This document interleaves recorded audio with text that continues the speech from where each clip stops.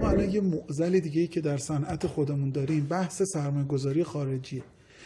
ببینید ما تو این همه صنعت دانش بنیان، این همه صنایع هوافضا، صنایع نانو، صنایعی که واقعا نیاز داریم سرمایه‌گذار خارجی بیاد تو این کشور سرمایه گذاری کنن. ما تو صنعت پوشک بچه و دستمال کاغذی چه نیازی داریم که سرمایه گذار خارجی بیاد مورد حمایت همه جانبه کشور و وزارت صنایع قرار بگیره و واقعا بخش اعظم بازار کشور رو در دستش بگیره؟